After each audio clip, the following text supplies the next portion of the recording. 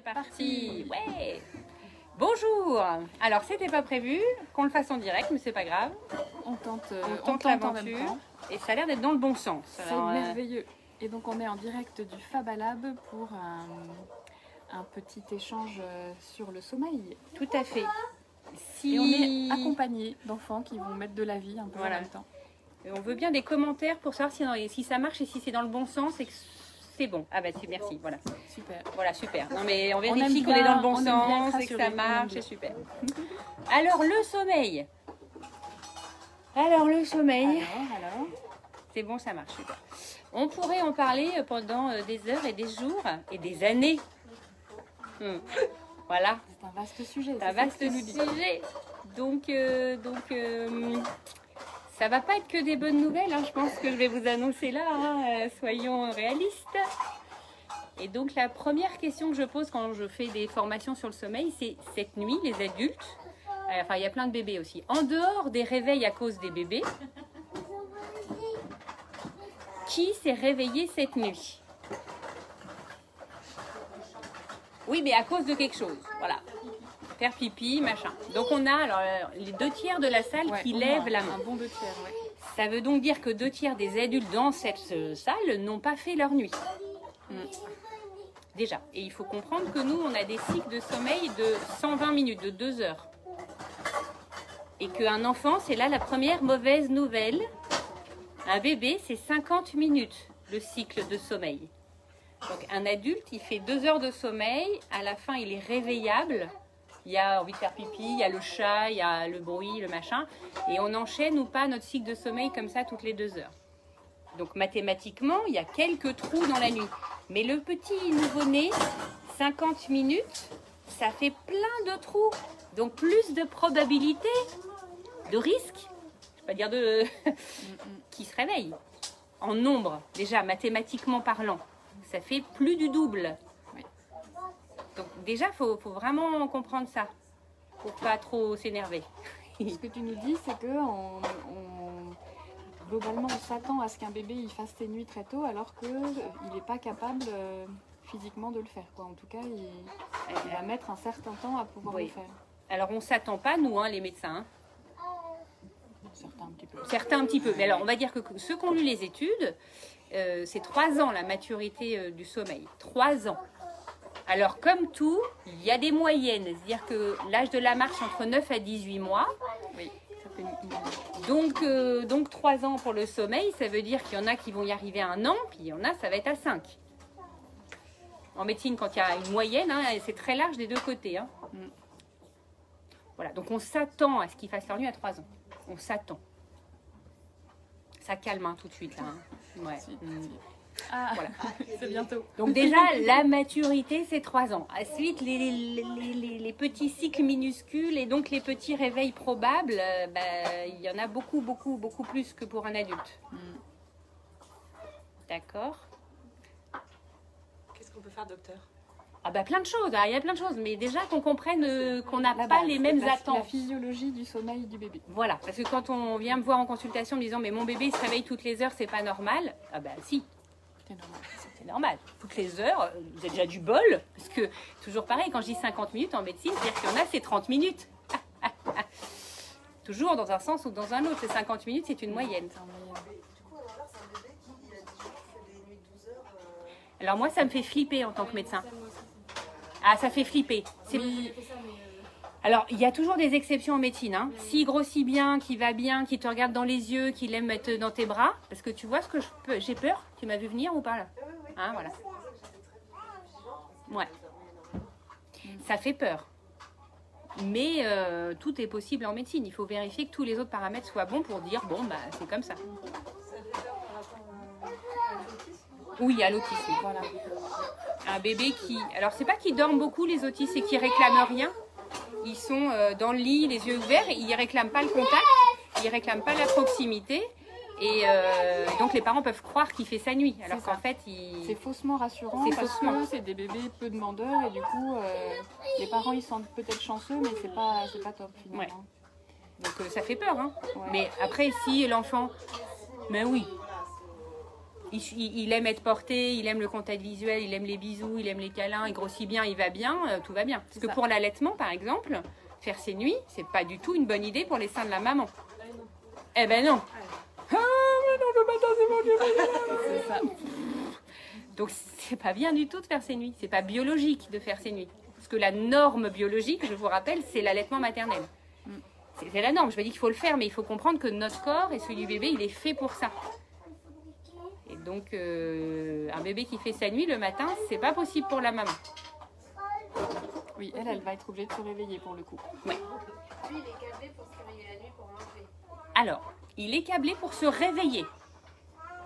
Pas pour manger. Manger, c'est « Ah tiens, j'ai faim ». Il y en a une qui a été faire pipi, on aurait pu entendre « J'étais boire un verre d'eau » ou « J'ai mangé un truc ». Mais en fait, notre cycle est fini. J'ai entendu le chat. Le cycle est fini.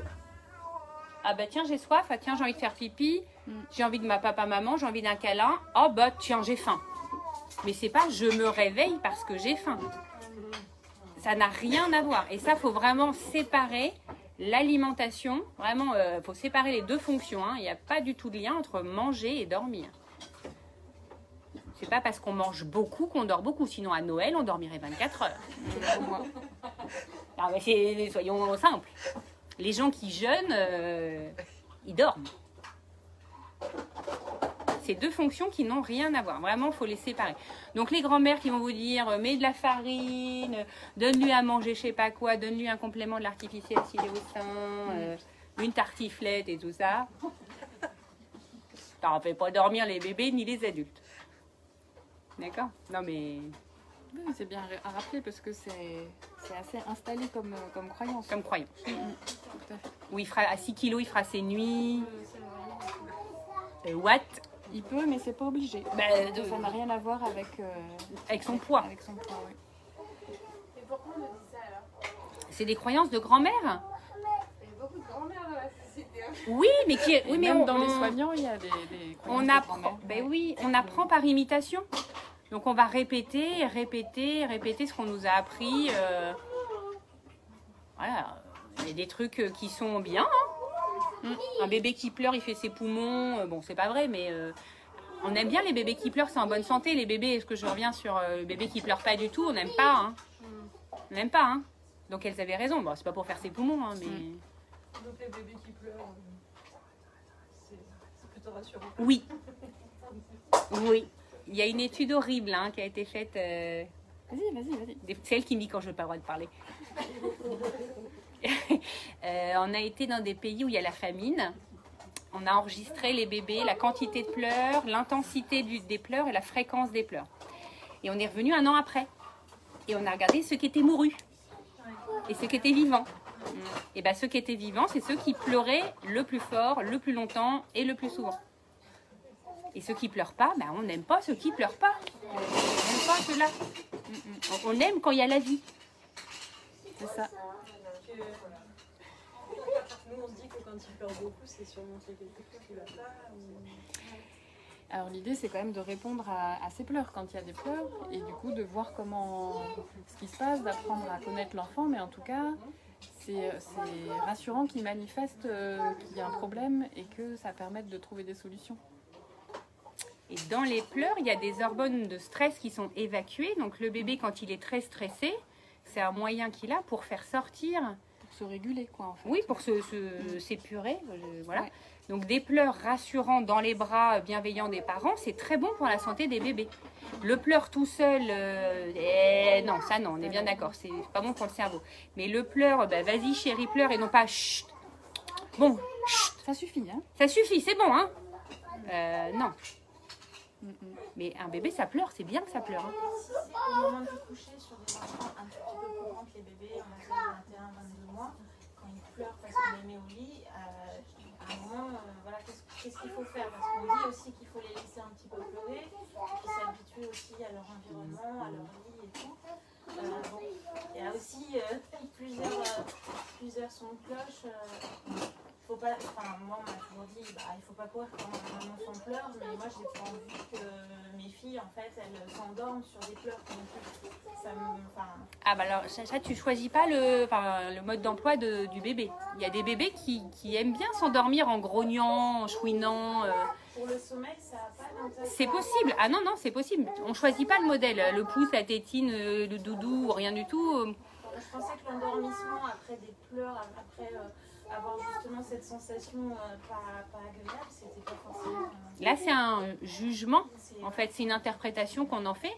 Et ceux qui s'endorment vraiment en pleurant, ils poussent le parent. De toute façon, ils font comme ça, genre, mais fiche-moi la paix, ils se frottent, ils grognent là. Ils se gèrent tout seuls. Ils se gèrent tout. Et ils font leur truc. Ça, c'est fiche-moi la paix, je fais mon truc, j'évacue mon stress et hop, je m'endors de soulagement. Mais on reste à côté, toujours pareil, hein, c'est pas, on ferme la porte. Hein. Et peut-être c'est intéressant de préciser, j'entends dans ta question qu'il y a les écoles de il faut laisser l'enfant pleurer pour qu'il s'habitue. Peut-être c'est intéressant que tu nous précises par rapport à ça. T'es sûre? Mais oui, on est là pour parler ouvertement de tout. Alors, C'est pas encore des bonnes nouvelles, mais c'est plutôt bien. donc la C'est bien d'en technique parler. du 5, 10, 15 là, Par exemple, par exemple, de laisser pleurer 5 minutes, revenir, laisser pleurer 10 minutes, revenir, laisser pleurer 15 minutes. J'ai déjà entendu parler de ça. Oui, c'est horrible. Non, Mais c'est de non. la maltraitance, on est d'accord.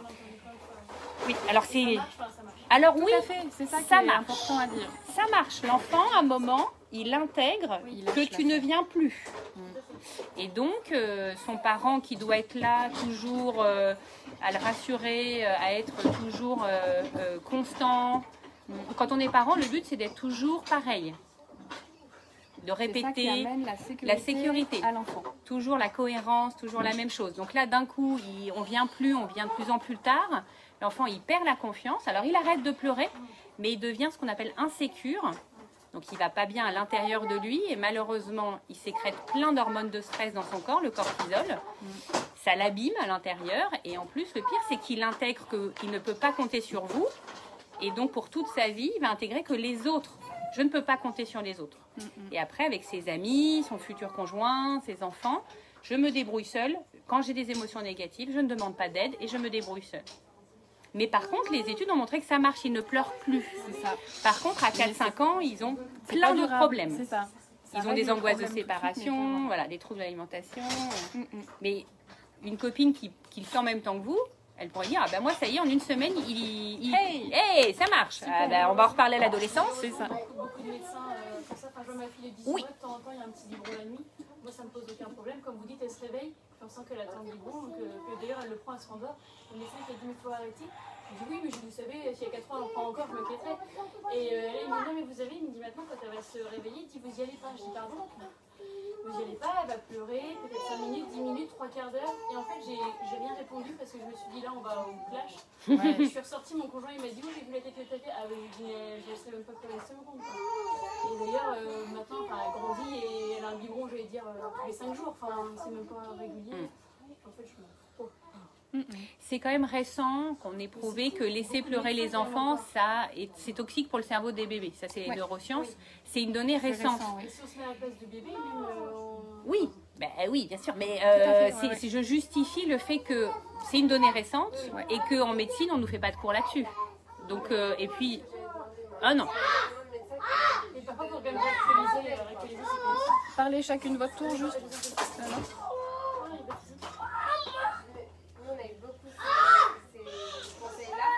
Et en fait, on se demandait s'il y avait vraiment des cours sur ce sujet-là. Non. Aussi, ou si c'est les médecins qui donnent leur avis personnel. Ils répètent ce qu'ils ont fait, ce qu'on leur a dit. qu'on leur a dit, c'est ça. Voilà. Non, il n'y a pas de cours. La médecine, on fait une science de pathologie. On apprend les pathologies, les traitements. Mais tout ce qui est physiologie, tout ce qui est normal ou tout ce qui est conseil, on n'a aucun cours là-dessus. Oui, mais en termes d'actualisation des connaissances, quand même, c'est comme aujourd'hui, on ne dit pas la même chose qu'il y a sûrement 2 ans ou qu'il y a 5 ans. Et faut Oui, mais alors, s'actualiser un peu. il faut comprendre qu'il y a des congrès de médecins où ils apprennent des trucs. Il y a plusieurs conférences en même temps et ils ont des choses graves où là, s'ils loupent le diagnostic, la personne tombe malade, meurt, ou un truc un peu... Voilà, genre l'allaitement, hein. Bon, c'est pas grave, il y a toujours le biberon. Donc moi, je fais des congrès où je suis seule dans mon ambassade de congrès. Hein. Les gens, ça les intéresse sur le papier. Mais en vrai, ils apprennent les vraies pathologies, en fait. Donc, C'est tout aussi important dans le quotidien de... c'est comme faire de la prévention, oui, c'est ça. De pouvoir permettre que Mais ce soit plus facile. Entre guillemets, si j'avais pas eu cette connaissance, et moi, avec ceci, une partie de mon métier quand même, mais Ouais. je me dis, il y a du gâchis partout. Quoi. Mais oui. Oui, Si on n'est pas informé ou si on ne tombe pas sur la bonne personne, quelqu'un qui n'aurait pas de connaissances et qui tombe sur le médecin qui dit bah laissez-le pleurer. et la Alors le plupart du médecin, temps, oui, enfin, la grand-mère, la belle-mère, la Ouais, belle-sœur, Le médecin, la grand-mère, la belle-mère. le pharmacien, allons-y, hein, je dirais Oui, tout le oui, monde, hein, toute tout. la société. Il faut quand même comprendre que à peu près dans les pays d'Asie, les enfants ils sont 7% seuls et nous à peu près 70% seuls. On est une société distale. Ouais. C'est-à-dire que le bébé, il est loin, il est jamais avec nous en fait.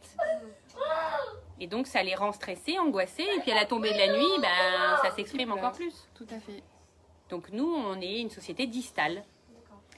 Et ça peut Faut changer, hein. comprendre. Mais Oui, culturellement, c'est quand même culturellement, ça qui est installé. Dans la moitié des pays du monde, il n'y a pas de berceau. C'est ça. L'objet n'existe pas. Nous, ça D'accord. commence dès la maternité. Voilà. On a les berceaux. Les tout de boîtes suite, en tout de plastique, on les appelle. Ben oui. Du coup, comment répondre quand quelqu'un, souvent beaucoup de monde disent ah ben comme ça ton bébé, parce qu'il est quand même, il a du mal à aller avec d'autres personnes, ton bébé, tu vas être piégé avec lui. C'est ça. Du coup, ça fait un peu peur aussi parce que Mm. on se demande à quel moment il va bien vouloir, en tout cas sans le forcer, et puis en même temps les gens ils sont là, bah oui tu vois. Tu te prépares, Ouais. pas des bons jours. Alors, tout soit tu dis dans la moitié des pays du monde, les gens ils vont bien, hein, ils sont pas collés à papa et maman jusqu'à l'âge adulte, hein, ils font pas des tanguis dans les autres pays. Mais alors on va te dire oui mais c'est ailleurs. Alors on a fait une étude où on a payé les gens pour les mettre dans des porte-bébés et on avait mis un mouchard, un truc pour vérifier combien d'heures il est passé par jour. Et on a payé des gens avec un transat et un mouchard dans le transat. Et pareil. Et on avait dit au groupe avec l'écharpe de portage, vraiment c'est important, il faut beaucoup porter le bébé. Et le groupe avec le transat, il faut beaucoup mettre le bébé dans le transat. Ils avaient incité les gens. Et donc on a suivi ces gens-là et à 18 mois, on a filmé les parents avec un enfant dans ce genre de pièce-là avec des choses à aller explorer. Et en fait, les enfants qui avaient été beaucoup portés, et ben, c'est ceux qui avaient l'énergie, la sécurité, la force d'aller explorer le monde, alors que ceux qui avaient été mis dans le transat, ils restaient dans un périmètre d'1 mètre autour de leur mère. Et donc ça, c'est fait avec nos populations à nous. Donc tu peux te dire à l'intérieur de toi que plus tu sécurises son enfant petit, plus il sera capable d'explorer le monde. Et donc il ne va pas être dans tes jupes. Ouais. Eux-mêmes, ils n'ont pas fait ça. Et peut-être eux-mêmes, on leur a conseillé de ne pas porter leur bébé.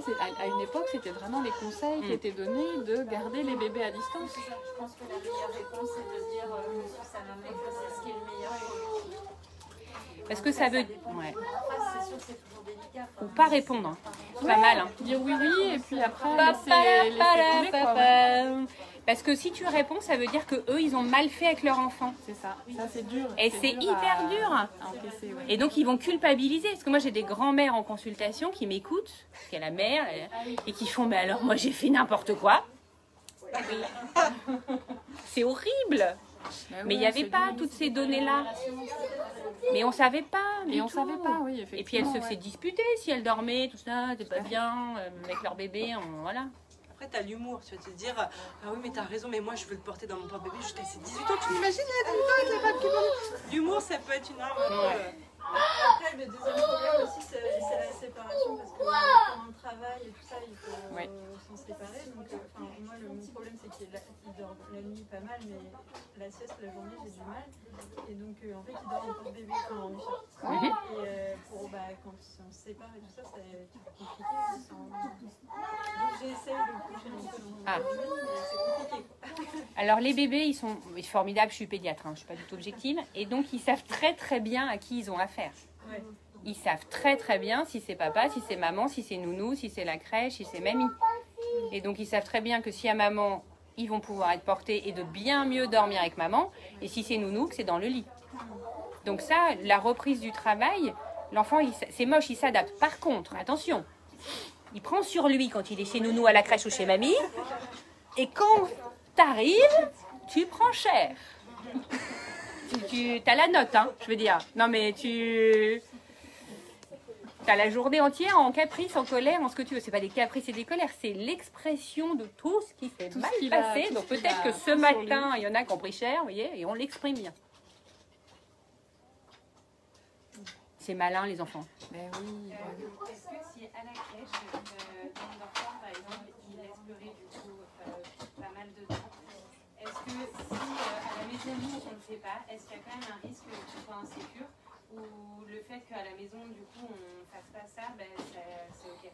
Non, c'est ok. Alors déjà, quand j'ai dit on laisse pas pleurer, on est prévisible, c'est dans 70% du temps. On a le droit d'être mauvais, des parents mauvais, fatigué, épuisé, excédé. Là, ça suffit, je te pose et je vais prendre une douche parce que sinon, je vais te secouer, je vais te crier dessus, je vais faire un truc que je ne veux pas faire ça.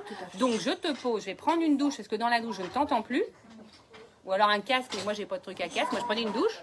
La douche était bien, je ne l'entendais pas. Et j'y retourne.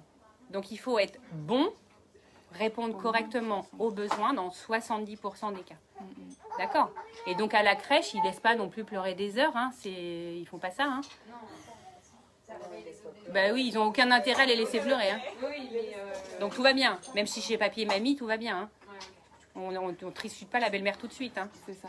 Oui, c'est rassurant quand même de se dire oui. ça. 70% du temps, c'est plus facile à faire. Faut baisser la barre de la perfection tout de suite hein, quand on est parent. Hein. Oui. Faites comme on peut. Quand vous dites laisser pleurer, c'est jusqu'à quelle tranche d'âge?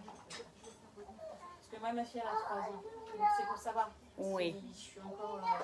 Alors 3 ans, elle est mobile, elle peut se lever, elle peut parler, elle peut expliquer. Donc là, il y a de la négociation. Normalement, on arrive à négocier, on arrive à faire un pas chacun vers l'autre. Je voulais vous voir parce que j'arrive pas au niveau du coucher, c'est horrible en fait. Elle est hystérique, elle pleure, elle me regarde, j'ai l'impression qu'on lui arrache un bras et du coup moi je suis obligée limite de m'allonger à côté d'elle, de mettre un matelas et je me dis sur le long terme, est-ce que c'est bien ce que je fais? Bah oui. Est-ce que ça la sécurise sur le moment? Ouais. Est-ce que plus tard elle va apprendre à s'endormir toute seule? Non, à 18 ans, il fera dormir avec aussi, je pense. Et donner la poêle de préservatif avec. Oh là là. Non, le mélange. Oh là là, ça va bien. Non, alors, donc au début, on fait ça. Hein. Dire c'est pas au pire, c'est quand ça se passe pas bien. Il n'y avait pas de souci. Enfin, c'est ça, c'est que bon, bah, est-ce que c'est peut-être l'école aussi, voilà. Ben, il s'est passé des trucs. Je sais pas, quand on déménage, oui. On déménage, on change de travail, on divorce, je sais pas, un truc horrible, il y a des gars des eaux, je sais pas, un truc, voilà. Quand il vous arrive un truc très stressant, vous arrivez bien à dormir le soir? Non, hein.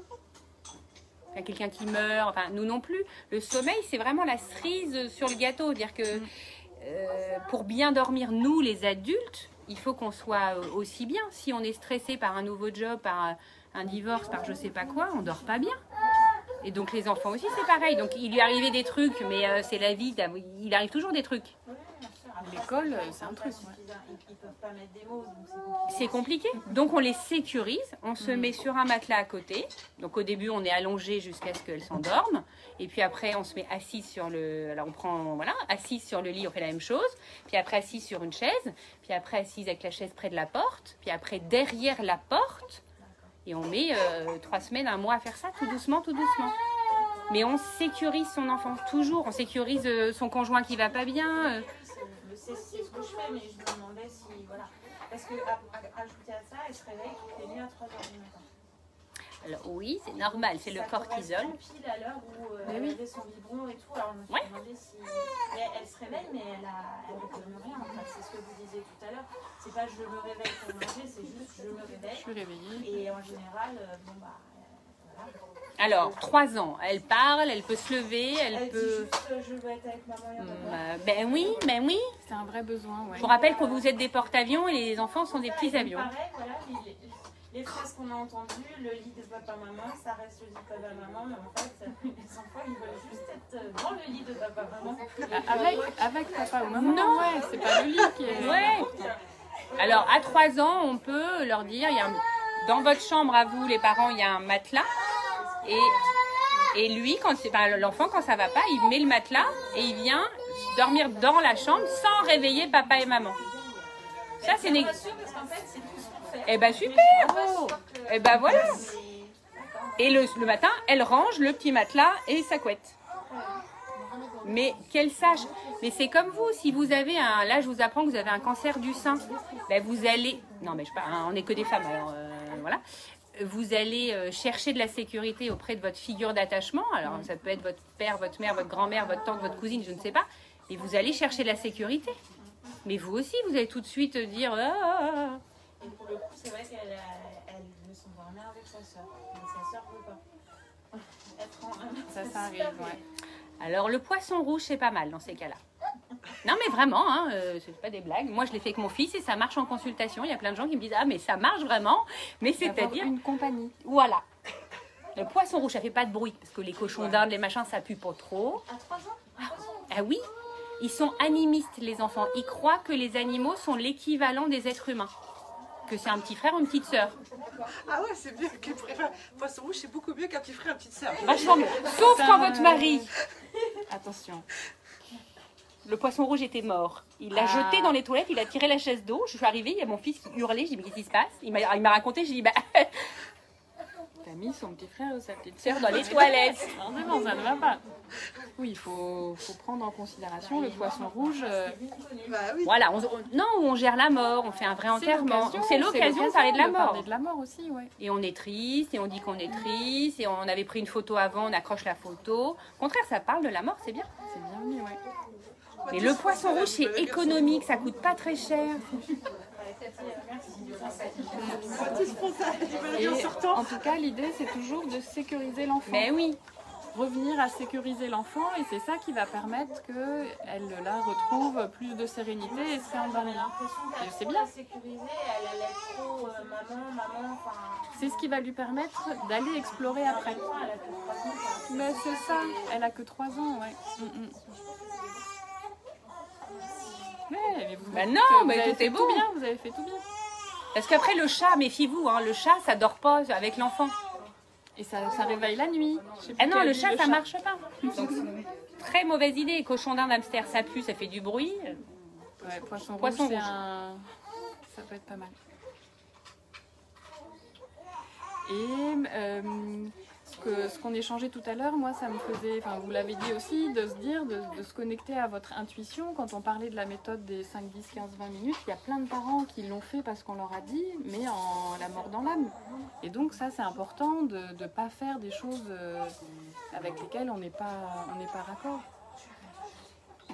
Et de suivre son intuition, quoi. J'ai un peu dire qui m'avait dit qu'il fallait passer pour le coucher, il fallait passer 1 minute par âge. Donc à 1 an, 1 minute, à 2 ans, 1 minute. Ah, c'est presque l'inverse finalement. À 18 ans, 18 minutes. Mieux ça marche. Et alors, effectivement, moi ça a marché pour premier. Mais vraiment, on faisait des histoires avant le bain, le repas, enfin, peu importe. Mais par contre, quand on allait se coucher, on va se coucher. Bonne nuit, à demain, faites vos rêves. Bonjour, puis les gommes. Et ça marchait, globalement, ça marchait très souvent. Par contre, les deux petits, c'est plus je suis dans le lit et je prie pour pouvoir sortir de son lit sans qu'il m'entende et qu'il me rattrape. Il faut pas que ça dure 1 heure, des fois c'est 3 quarts d'heure. J'ai mis des petits post-it sur les. Parce que moi, les lattes qui grincent pas. C'est ça, voilà. J'ai pas envie qu'ils grincent, donc du coup, c'est pour être sûr de bien sortir. Quelle ingéniosité, quelle ingéniosité. C'est dans le riz, il le sent et Les rituels, on dit maximum 15 minutes. Et c'est pas 1 minute, 2 minutes, parce qu'il y a des parents qui se font entraîner 3 histoires, 3 chansons. Ouais. Donc et encore une. Il faut mettre un cadre. C'est ça, faut se mettre d'accord. Oui, mais voilà, faut pas dépasser les 15. Quoi. Il y a 15 minutes, ça devient.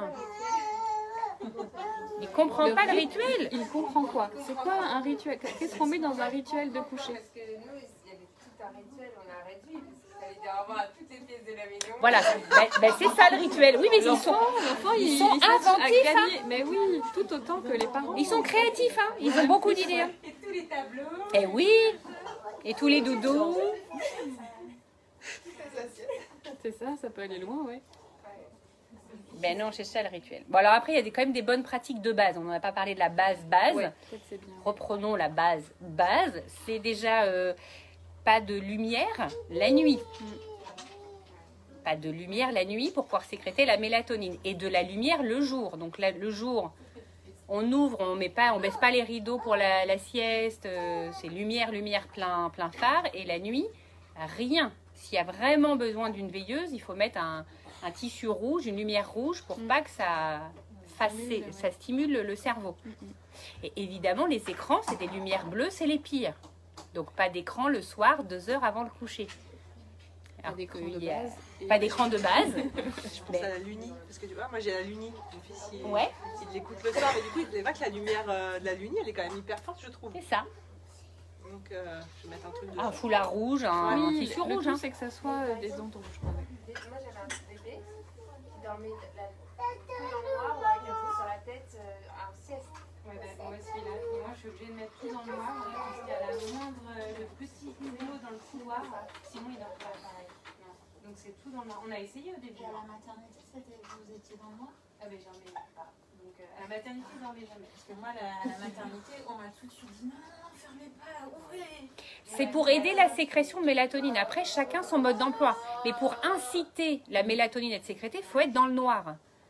Donc dans ce sens-là, c'est pas grave. Mais il faut vraiment la nuit. Moi, il y a des parents qui me racontent qu'il y a 3 veilleuses parce que quand ils se lèvent, ils veulent pas eux tomber, préparer le biberon. Donc il y a le bébé dans les bras, le biberon, la lumière plein phare allumée pour compter les cuillères. Le cerveau du bébé, il dit hop, ça y est, c'est le jour, j'arrête de sécréter la mélatonine. Donc déjà, le noir. Dans l'autre sens, c'est pas grave. Mais la nuit, c'est le noir, quoi. C'est pas les veilleuses partout, les machins, les projections. Maintenant, il y a des... Moi, je connaissais même pas. Il y a des veilleuses qui projettent des trucs au plafond. Qui bougent, qui font des mouvements. Qui bougent. Mais au secours pour l'endormir. Non, mais le cerveau, il peut pas sécréter de mélatonine s'il y a ça. Oui, mais la nuit. Temps d'éveil, oui, c'est ça. Pour oui, les mais temps la d'éveil, nuit. mais pas pour dormir, quoi. La nuit, c'est la nuit. Faut vraiment. Bah ouais, lampe frontale. Ouais. Faut une lampe frontale avec un filtre rouge. Bah, c'est le moins de lumière possible. Bah, très très tamisé. Mais il y a des parents, ils allument tout, hein, comme si c'était le jour. Et la nuit, on est en minimum syndical. C'est pas là qu'on fait des gousi, qu'on met les machins lumineux qui bougent et qui clignotent. Bah, il a pas envie de dormir, ouais. C'est la fête. C'est la fête. Donc le jour, c'est la fête, et la nuit, maman, elle est à peine aimable, hein. Minimum syndical. Mais non, mais c'est comme ça. Comment on peut faire? Bah, il faut que l'enfant il comprenne que la nuit c'est la nuit et le jour c'est le jour. Enfin, si vous les aidez pas à comprendre ça, ils peuvent pas. Déjà qu'ils sont pas branchés comme ça avant 3 ans. Ben non. À partir de quel âge ils peuvent brancher? Bah 3 ans. Ouais, la différence jour-nuit, ouais, 3 ans. Donc ils vont se repérer à le comportement des parents, à la lumière. C'est là qu'ils vont dire ah oui là c'est la nuit. Mais vous avez déjà des enfants qui à 2h ou 3h du matin au moment du cortisol là, poupou, ça y est c'est reparti quoi. Plus dodo, moi plus dodo, va réveiller. Alors on fait le tour, regarde papa, papa il fait dodo, regarde dehors, Il fait nuit. mais eux leur cerveau il leur dit c'est le jour. Mais oui, Mais non, c'est ça. mais non. Ben oui. Il fait encore jour. Oui, en été, c'est moins facile. Ouais. Et pensez aux Islandais, 6 mois de jour, 6 mois de nuit là. Ah, je veux pas être pédiatre en Islande moi. Oh la galère. À mon avis, ça va être la galère. Enfin, c'est sûr que c'est la galère, mais j'ai pas envie de voir ça. Alors après, on mange léger le soir. On a dit, il y a la tartiflette le soir. Hein, c'est... Oui, du coup, le conseil de faut bien qu'ils mangent le soir, ça marche pas. Non, c'est l'inverse. C'est comme Noël, rappelle-toi Noël. On dort pas bien après, ouais. On n'est pas bien. Hein. Donc le soir, on mange léger. Mais comme on vous fait croire qu'il faut beaucoup les faire manger pour qu'ils dorment, bah, souvent vous gavez les enfants le soir et ils vomissent et ils sont pas bien. Et... D'accord. Et puis pour dormir, il faut avoir froid. Avoir frais. Frais. Si tu veux. Froid, c'est... Bah, le corps, il va baisser d'1 degré. Donc froid. Ouais, frais. frais. Baisser d'un degré. Très frais. Parce que si t'as froid, tu dors pas non plus. Non, pas froid, mais Frais, c'est frais. bien, voilà. Frais, c'est bien. Alors, on dit 19 pour la mort subite, mais en fait, l'idéal, ce serait même 17. Ouais. Et oui, donc c'est pour ça que je dis froid, mais 17, c'est froid. Et en Mais avec, baissant la température, vous aidez vos enfants à s'endormir. Quand il fait 30 degrés, les adultes, vous ne dormez pas. Et bien, c'est pareil. Donc, nous, on surchauffe un peu leur chambre, on leur met les turbulettes, les pyjamas, les machins. Et puis, des fois, en consulte, j'ai juste essayé d'enlever des couches pour essayer, faites des essais. Ah, bah, il dort mieux. Ah, bah oui. Il faut que son corps baisse en température. Donc, s'il ne peut pas baisser parce qu'il fait 25 dans la chambre et qu'il y a 3 couvertures... D'accord ? Dans les erreurs assez fréquentes. Et manger la nuit. Ça, si on a un enfant qui a besoin de manger la nuit, il a besoin de manger la nuit, il n'y a rien à faire.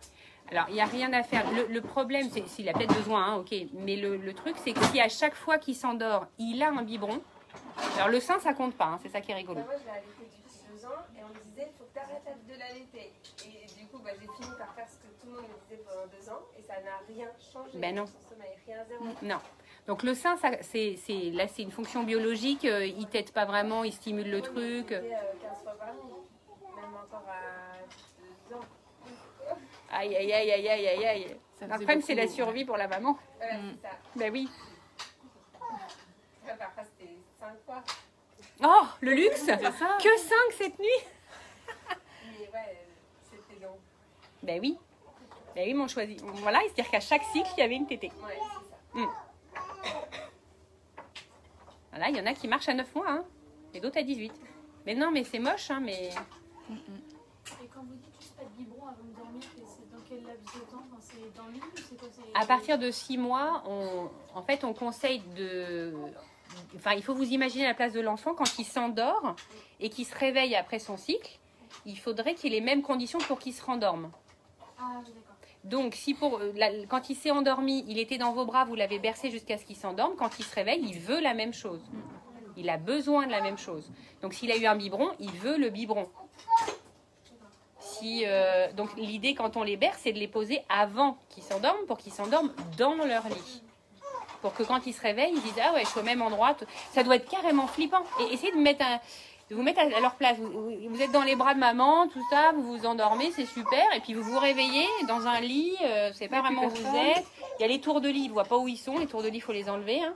Je suis où? Qu'est-ce que c'est? Alerte, maman, viens me chercher. Mais ça pose pas de problème, par exemple, de finir le biberon et hop, ce que je fais, elle finit son biberon, je la pose dans son lit, elle s'endort toujours toute seule. Elle est réveillée, voilà. Ah oui, elle est Le réveillée truc, toujours. c'est... Et elle met quelques minutes. ouais. Mais par contre, elle s'endort pas. Non, c'est arrivé des fois avec la journée de crèche. oui, trop cuite, non mais là, ça compte pas. Et très souvent, elle finit son biberon, et après, on fait quelques histoires, et puis hop, je la Oui. pose dans son lit, et pouf, elle dort. C'est vraiment les 3 minutes avant que l'enfant s'endorme, il faut que lui-même puisse reproduire la même chose tout seul. À quel âge? À partir de 6 mois, on commence. Parce que c'est 9 mois vraiment qu'il y a des trucs.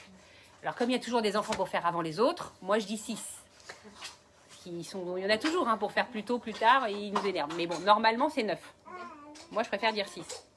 On commence à 6 mois, les rituels, on commence. Parce que c'est de l'éducation aussi des parents. Parce que, voilà, trouver son propre rituel, comment on fait, qu'est-ce que je fais, quelle chanson, quelle histoire, quel machin. Voilà, pas trop longue, parce que sinon, on se fait avoir. C'est ça, c'est ça. Grouper des rituels quand on en a 3 aussi. C'est ça. Par exemple, est-ce qu'il faut justement en fonction de leur âge, ou on peut faire, c'est pas une one shot, elle les touche en même temps. Ils ont besoin d'une dose de maman en général. On est trop disto. C'est-à-dire qu'une maman qui travaille, comme 80%, l'enfant, il a quand même besoin d'une dose de sécurité avant de partir pour la nuit quand même. On appelle ça la petite mort, hein, la nuit. Si c'est une maman qui est femme au foyer et qui a vu ses enfants toute la journée, ou c'est les vacances et qu'ils ont eu leur dose de maman, de toute façon on voit quand ils n'ont pas leur dose, ils collent, hein, de toute façon les porte-avions. Et puis quand ils ont leur dose, ils vont vivre leur vie. Hein. Et puis pousse-toi, tu m'énerves, je suis en train de faire mon truc là. On voit. Hein. Ils savent dire ce dont ils Voilà, ont besoin. donc si on voit qu'ils sont collés, qu'ils ont besoin, bah faut faire pour chaque. Mais si on voit qu'ils ont eu leur dose, on peut faire... Mais de toute façon, on les porte pas assez, on les a pas assez avec nous, on reprend le travail trop tôt, on travaille trop. On est dans une société qui ne convient pas du tout aux enfants. C'est vrai que c'est pour ça que j'ai fait le choix que ma fille, elle est en collectivité à 11 mois et là pour le deuxième, j'ai prévu sur 1 an. Alors c'est lourd quand même de faire qu'avec du bébé pendant 1 an. C'est un investissement en temps et en énergie, ouais. L'idéal, ce serait 9 mois. L'idéal, ce serait de rester 9 mois avec nos bébés pour bien les sécuriser. Mais nous, on augmente le congé paternité. C'est à la fois bien. C'est bien. C'est dommage de ne pas avoir augmenté aussi le Jusqu'à congé, 9 mois, général. voilà. Tout à fait. Les 2-9 mois, ce serait bien. Ben oui. Pour sécuriser les enfants et du coup que les adultes après soient plus détendus, quoi. Ça serait un très très bon investissement. C'est certain. Ah, ça, c'est certain.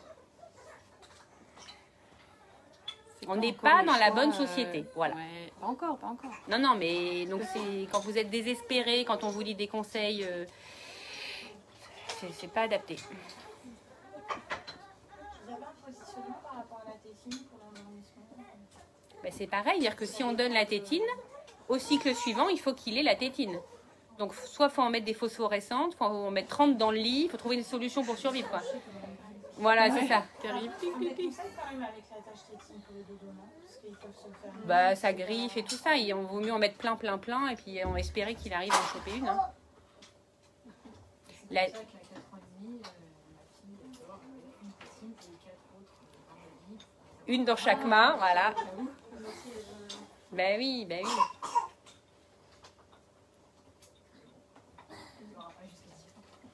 Probablement, elle l'enlèvera avant, oui.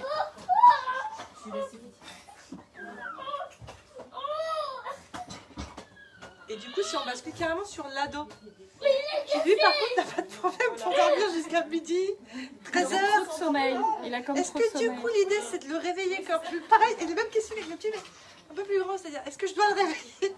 Alors, je vais répondre avant pour les plus petits. À partir de 3 ans, on considère que le sommeil de la nuit est plus précieux que le sommeil de jour. Jusqu'à 3 ans, jour-nuit, je vous ai dit, il n'y a pas de différence, tout est précieux, donc tant pis pour vous s'il dort toute la journée. Ah ben non, jusqu'à 3 ans, il n'y a pas, il dort, il n'y a pas de rythme. Après 3 ans, on les réveille de la sieste.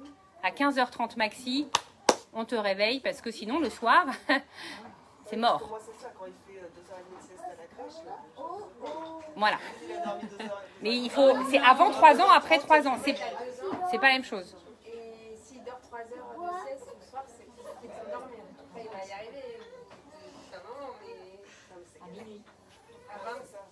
Voilà. 2 heures. Bah déjà 15h30. 15 heures. Oui, il faut le coucher plus tôt, du coup. Ouais. Pour qu'il ait son temps de faire les 3 heures Ouais. qu'il a Et à 15h30, il doit être réveillé parce que sinon, après, ça va être la galère pour le fait. soir. 2 heures max. Voilà, max. Alors les ados, eux, ils s'inversent. C'est hyper mal fait. Les ados, ils arrivent plus à s'endormir le soir. C'est biologique, hein. Ouais, c'est ça, c'est carrément ça. C'est carrément biologique et ils ont besoin de plus de sommeil que les enfants parce qu'ils sont en poussée de croissance et tout ça. Et c'est archi mal fait parce que les cours, c'est 6h30 le matin alors que biologiquement, ils ont du mal à se... Enfin, c'est une aberration. Oui, mais le problème, c'est que le système scolaire N'est pas adapté du tout aux ados. ouais. Alors que les petits, eux, il n'y a pas de problème. Hein. Ah ben non, parce que pic de cortisol 4h du matin et bien à 6h, poupou. Mais par contre, l'adolescent, lui, c'est très très compliqué. Avec les cours de 19h à 23h. Non, mais les cours l'après-midi pour les ados et le matin, ils dorment. De 11 heures, ouais. Ben oui, mais c'est pas du tout fait pour... Donc le week-end, on la laisse dormir. Ben oui. Il y a plein de nouvelles connexions qui se font dans le cerveau Mais des oui. adolescents. Du coup, il y a un gros besoin de récupération. Il faut avoir toujours la même heure de couchage, que ce soit en semaine ou les week-ends. Alors, pour les petits, pas les ados, hein, on rechange de sujet. Non, mais c'est bien, mais on va être clair. Les petits, c'est les pads. Je blaguant, je dis les pads. Hein. Vraiment, dire que même à Noël. Aussi avant 3 ans. Quoi? Les petits, c'est jusqu'à quel âge? Ah ben, au moins jusqu'à 3 ans. Au moins jusqu'à 3 ans. Mais même après, mais on va dire que jusqu'à 3 ans, si on veut avoir l'espoir qu'il y a un rythme qui se crée dans leur cerveau, c'est Le lever, c'est toujours, on mange à la même heure, on fait la sieste à la même heure, on se couche à la même heure, on a le même rituel. C'est vraiment... on commence à 6 mois, mais pour prendre l'habitude, soit en tant que parent. Aussi, ouais. S'entraîner à essayer de ritualiser la vie vraiment, mais au millimètre près. Ah ben non, c'est son cerveau qui fait ce qu'il peut. Oui, voilà, non, mais c'est lui qui gère son rythme. Moi, j'ai plus son rythme. Oui, bien sûr, mais il faut essayer. Alors, il serait espagnol, hein, je vous rappelle qu'il se coucherait à 23h, et il serait en Laponie à 18h30, le restaurant il ferme, ou 19h, le restaurant ferme. Hein, donc, il faut aussi comprendre que l'enfant, il est capable de vivre dans n'importe quel pays, et donc c'est les parents qui vont donner les rituels. Si on est allemand, on mange à 18h30, et si on est italien, c'est 23h. Hein. C'est à partir de 6 mois qu'il va vraiment commencer à prendre un rythme. Que vous allez commencer à mettre un rythme, parce qu'à 9 mois, il commence à s'en imprégner pour que vraiment à 3 ans, ce soit bien.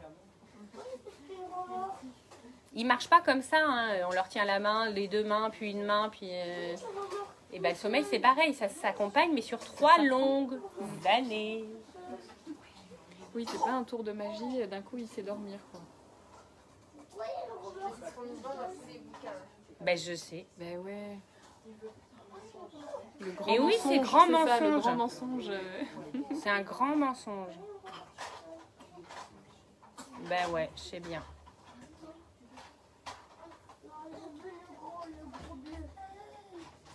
Alors après, si on dépasse, je sais pas du tout combien de temps on a parlé. Nous. Ouais. Je sais pas du tout. Quelle heure il est?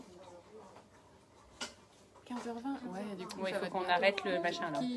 Vous aviez une question? Non mais au moins les trucs, Ouais. sinon ça fait trop de... Oui, c'est ça. Je sais pas quoi. Alors, on arrête par ici. Merci de nous avoir suivis par là. Voilà.